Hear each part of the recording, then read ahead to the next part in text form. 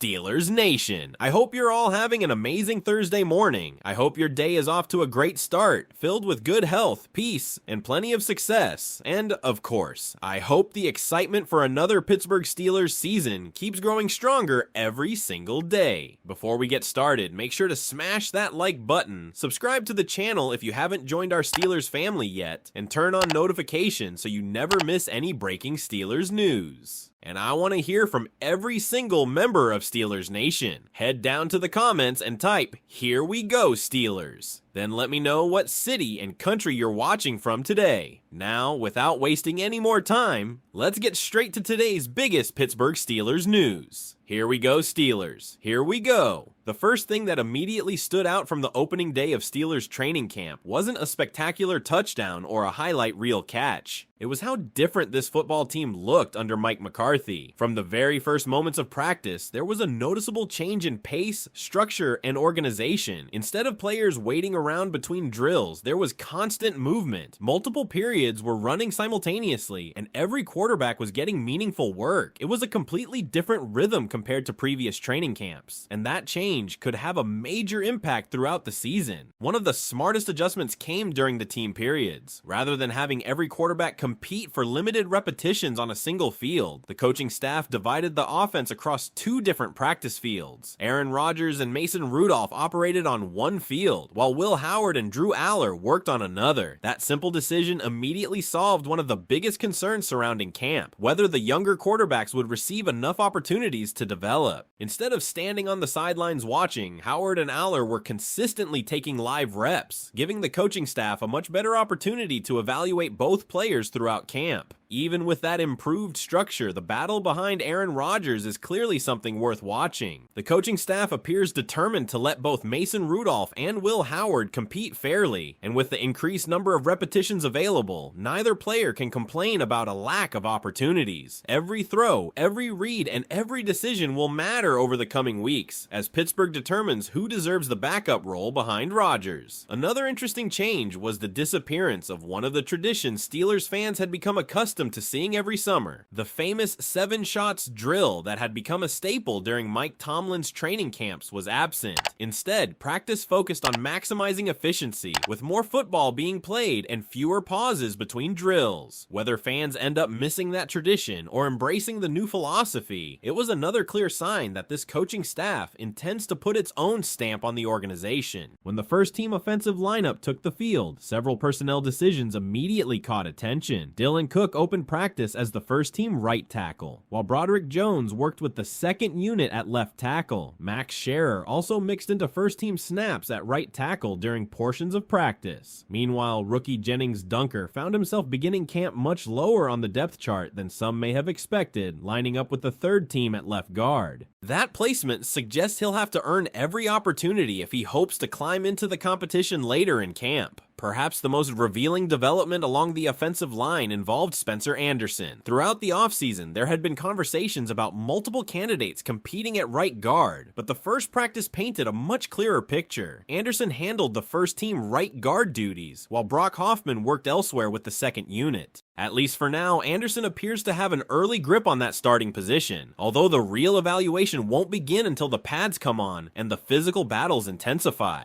At wide receiver, rookie Jeremy Bernard experienced exactly what many first-year players go through during their first NFL training camp. While he received a handful of first-team opportunities, veteran Brandon Smith actually saw more work with Aaron Rodgers. Bernard also experienced a few communication issues with Rodgers during route running sessions, as the veteran quarterback spent time coaching him on details and adjustments. None of this is unusual for a rookie, but it does highlight just how demanding Rodgers can be when it comes to precision and timing. The talent may be there, but developing chemistry with a future Hall of Fame quarterback is another challenge entirely. On the defensive side, one alignment immediately became a talking point. Keeanu Benton opened practice at nose tackle in the Steelers' base defense. While opinions differ regarding whether that's his ideal position, it is certainly a development worth monitoring as camp progresses. edges, because that role carries significant responsibilities against double teams and the running game. If Patrick Graham continues using Benton there throughout training camp, it could become one of the more important defensive storylines heading toward the preseason. The linebacker rotation also provided valuable insight into the coaching staff's early plans. Cole Holcomb worked extensively alongside Peyton Wilson with the first-team defense, rotating between units throughout practice. In the secondary, Asante Samuel Jr. handled outside cornerback responsibilities while Joey Porter Jr. was unavailable, and Brandon Eccles stepped into the nickel role with the first-team defense. Those early rotations don't guarantee future starting jobs, but they offer a fascinating glimpse into how the coaching staff currently views its defensive depth chart heading into the remainder of training camp. After only one practice, it's obviously far too early to make sweeping conclusions about the Steelers' season. However, one thing already feels undeniable: this team is operating differently. The pace, the organization, the distribution of reps, and several of the personnel decisions all suggest Mike McCarthy is implementing his own vision from day one. Some players appear to have gained early momentum, while others clearly have work to do before securing larger roles. And with so many position battles just beginning, every practice from this point forward could reshape the depth chart in meaningful ways. So now I want to hear from you. Based on everything we saw during the first day of training camp, what was the biggest takeaway in your opinion? The new practice structure under Mike McCarthy, the offensive line battles, the quarterback competition behind Aaron Rodgers, or the early defensive lineup decisions? The encouraging part for Steelers fans is that while the offense clearly had its share of growing pains on day one, several individual performances hinted at the kind of potential this team could unlock as training camp moves forward. The chemistry isn't fully there yet, but the pieces are certainly in place. One player who immediately looked comfortable was DK Metcalf. Even though he didn't produce a huge highlight on every snap, his physical condition stood out. He looked explosive, ran crisp routes, and consistently created separation. One of his deep opportunities against Asante Samuel Jr. was broken up by excellent coverage, but beyond that play, Metcalf continued showing why he is expected to become one of Aaron Rodgers' biggest weapons this season. The timing between quarterback and receiver already appears to be developing, and that's something the Steelers will undoubtedly continue building over the coming weeks. Another surprising name emerged during the opening practice: Brandon Smith. While much of the attention entering camp focused on younger receivers and bigger names, Smith quietly made perhaps one of the strongest impressions among the wide receivers. Working with portions of the first-team offense, he hauled in 2 impressive downfield receptions from Rodgers, including a difficult back shoulder catch near the sideline. Those aren't the kinds of plays that happen by accident. They require trust between quarterback and receiver, and Smith gave himself an opportunity to earn more attention from the coaching staff after a very productive opening session. The tight end room also provided reasons for optimism. Pat Freiermuth once again showed the dependable connection that many expected him to have with Aaron Rodgers, while Darnell Washington drew attention before the ball was even snapped. His physical transformation was impossible to ignore. According to the observations from practice, Washington looked significantly bigger and stronger without appearing out of shape. His added muscle could make him an even more dangerous blocker while maintaining the athleticism that already makes him such an intriguing player in Pittsburgh's offense. If that development continues throughout camp, Washington could become one of the most important complementary pieces in this offense, even if his contributions don't always appear in the box score. As promising as certain offensive performances were, the defense controlled much of the day's action. TJ Watt immediately reminded everyone why he remains one of the NFL's premier pass rushers. Even without pads, his power was obvious. Dylan Cook experienced firsthand just how disruptive Watt can be, as the veteran edge rusher consistently generated pressure throughout practice. It was exactly the type of performance Steelers fans have come to expect from their defensive leader. Behind Watt, the linebacker group delivered one of the strongest performances of the day. Cole Holcomb repeatedly found his way into the backfield during blitz periods, even recording multiple would-be sacks on Aaron Rodgers during team drills. Beyond rushing the passer, Holcomb also impacted passing lanes, getting his hands on footballs and helping create turnovers during practice. Patrick Queen, meanwhile, appeared noticeably more comfortable in pass coverage. His speed allowed him to close quickly underneath, while also dropping effectively into deeper zones during 2-minute situations. For a defense that wants to become faster faster, and more versatile. Seeing both linebackers make plays across multiple situations was one of the biggest positives from the opening practice. The secondary may have produced the most encouraging collective performance of the afternoon. Asante Samuel Jr., filling in while Joey Porter Jr. was unavailable, turned in an excellent practice. His breakup against DK Metcalf on a deep throw highlighted both his positioning and confidence, while his overall performance reinforced the value of having experienced depth at cornerback. If injuries occur later in the season, performances like this suggest the Steelers may already have trustworthy options ready to step into larger roles. Dalen Everett also made his presence felt with the second-team defense, particularly during late-game situations. His coverage in the end zone prevented what could have been a touchdown during the 2-minute drill, showing both discipline and competitive instincts. At safety, Darnell Savage also responded with one of his better practices, breaking up a well-designed red zone pass intended for DK Metcalf by reading Aaron Rodgers' eyes and reacting quickly. While it's only one practice, performances like these help build confidence within a defensive backfield that appears determined to create more turnovers this season. Special teams even had a noteworthy moment as Cameron Johnston consistently delivered booming punts that stood out during the special teams period. It's the kind of detail that often goes unnoticed during training camp, but feels